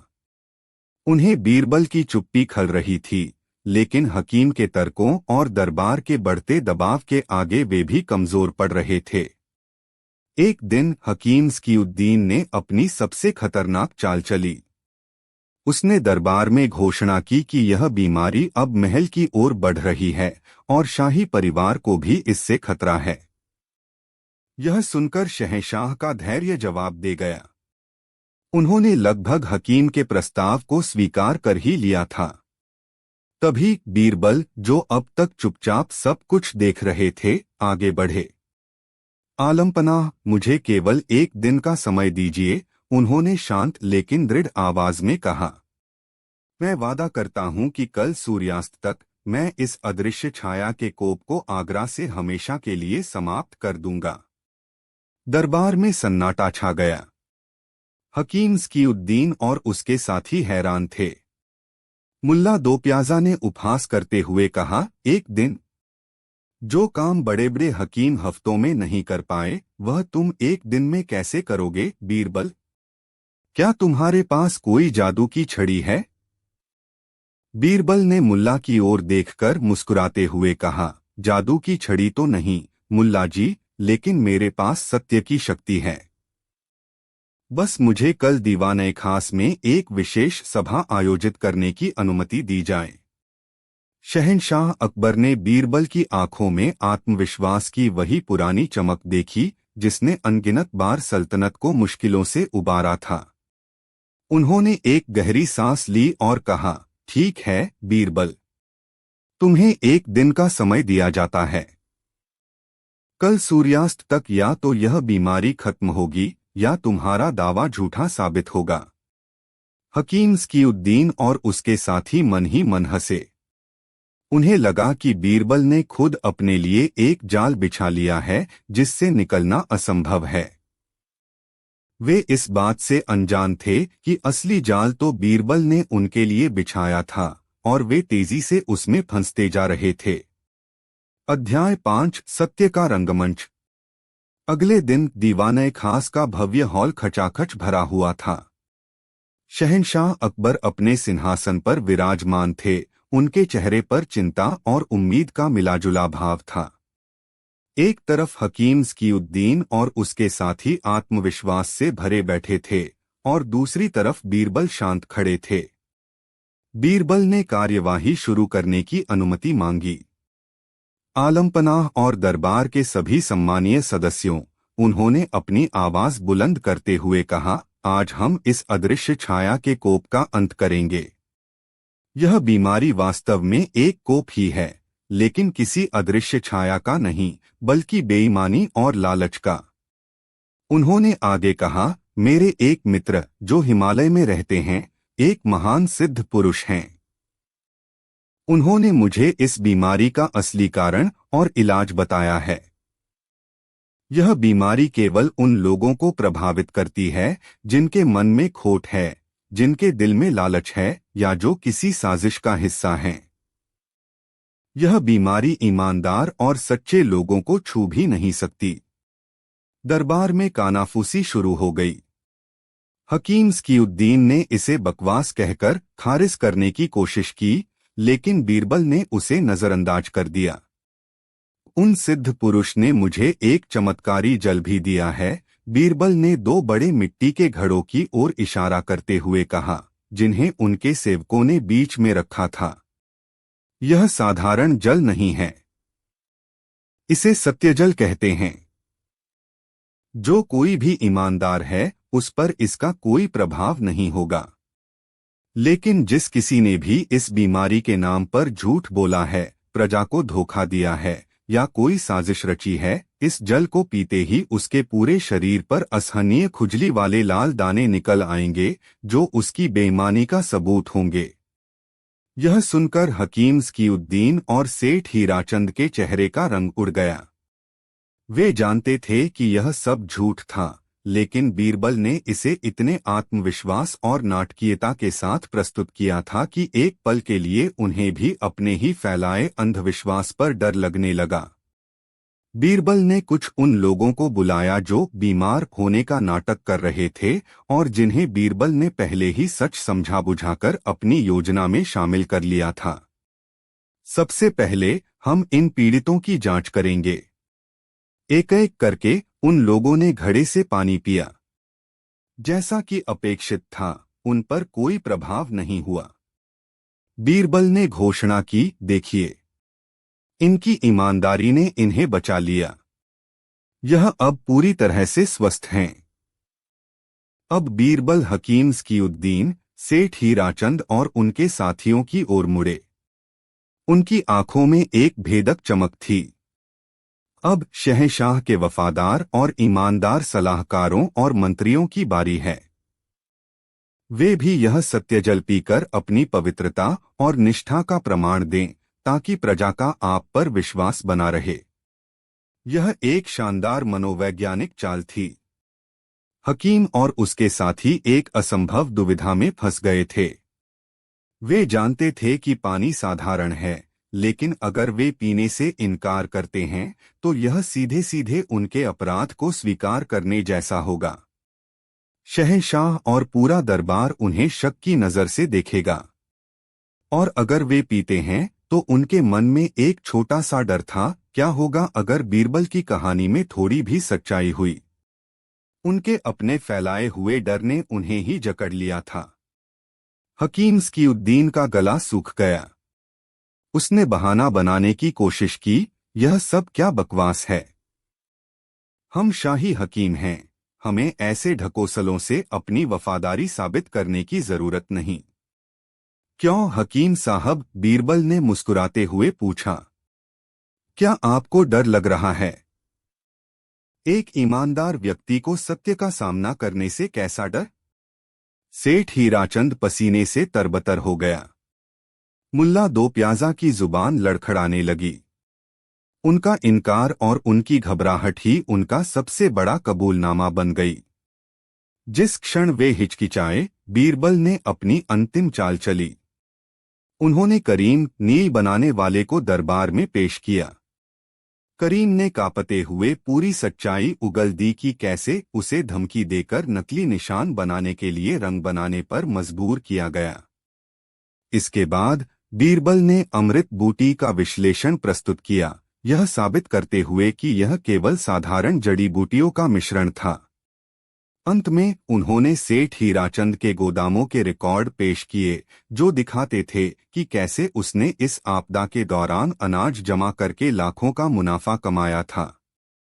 सबूतों का पहाड़ हकीम स्कीउद्दीन और उसके साथियों पर टूट पड़ा। उनका झूठ तार तार हो चुका था। सत्यजल ने अपना काम कर दिया था, बिना एक बूंद पिए ही उसने सच और झूठ को अलग कर दिया था। शहंशाह अकबर का चेहरा क्रोध से लाल हो गया। उन्हें अपनी आंखों पर विश्वास नहीं हो रहा था कि उनके अपने ही मंत्री और सलाहकार इतने नीचे गिर सकते हैं। उन्होंने गर्जना करते हुए कहा, इन गद्दारों को तुरंत गिरफ्तार कर लिया जाए। इन्होंने केवल प्रजा को ही नहीं बल्कि पूरी सल्तनत को धोखा दिया है। सैनिक आगे बढ़े और हकेबाक, सेठ हीराचंद और उनके सभी साथियों को पकड़ लिया। उनका आत्मविश्वास और घमंड अब शर्मिंदगी और डर में बदल चुका था। अध्याय 6 एक नई सुबह। दीवाने खास में पसरा तनाव अब राहत में बदल गया था। अदृश्य छाया का कोप नामक नकली वायरस का खेल समाप्त हो चुका था। शहंशाह अकबर अपने सिंहासन से उठे और बीरबल के पास आए। उन्होंने बीरबल के कंधे पर हाथ रखते हुए कहा, बीरबल, आज तुमने एक बार फिर साबित कर दिया कि बुद्धि की तलवार किसी भी भौतिक शस्त्र से अधिक शक्तिशाली होती है। तुमने न केवल आगरा को एक बड़ी आपदा से बचाया, बल्कि हमें यह भी सिखाया कि सबसे बड़ा वायरस तलवारों से नहीं बल्कि अफवाहों और डर से फैलता है। बीरबल ने विनम्रता से सिर झुकाकर कहा, आलमपनाह, मैंने केवल अपना कर्तव्य निभाया। असली जीत तो सत्य की हुई है। इस घटना ने हमें एक महत्वपूर्ण सबक सिखाया है। हमें हमेशा तर्क और विवेक से काम लेना चाहिए और भय को अपने ऊपर हावी नहीं होने देना चाहिए। उस दिन के बाद आगरा की जिंदगी धीरे धीरे पटरी पर लौटने लगी। जब लोगों को सच्चाई का पता चला तो उनका डर गायब हो गया। बाजार फिर से खुल गए, सड़कें फिर से गुलजार हो गईं और लोगों के चेहरों पर फिर से मुस्कान लौट आई। हकीम स्कीउद्दीन और उसके साथियों को उनके अपराधों के लिए कड़ी सजा दी गई। उनकी संपत्ति जब्त करके उन गरीबों में बांट दी गई जिन्हें उन्होंने अपने लालच का शिकार बनाया था। यह कहानी आने वाली कई पीढ़ियों तक सुनाई गई, न केवल बीरबल की बुद्धिमत्ता के एक और उदाहरण के रूप में बल्कि एक चेतावनी के रूप में भी। यह कहानी याद दिलाती थी कि कैसे संगठित झूठ और फैलाया गया डर एक समाज को घुटनों पर ला सकता है और कैसे तर्क, साहस और सत्य की एक अकेली आवाज उस अंधेरे को चीरकर एक नई सुबह ला सकती है। बीरबल ने साबित कर दिया था कि सबसे खतरनाक वायरस शरीर को नहीं बल्कि दिमाग को संक्रमित करता है और उसका एकमात्र इलाज ज्ञान और विवेक है। लालच जहां पनाह, बीरबल ने जवाब दिया। हीराचंद पर बहुत कर्ज हो गया था और वह इसे बेचकर देश से भाग जाना चाहता था। नूर-ए-हिंद अभी भी इसकी हवेली में, इसके पूजा घर में रखी एक मूर्ति के नीचे छिपा हुआ है। सैनिक तुरंत हीराचंद की हवेली भेजे गए और कुछ ही देर में वे नूर-ए-हिंद के साथ लौट आए। दरबार में खुशी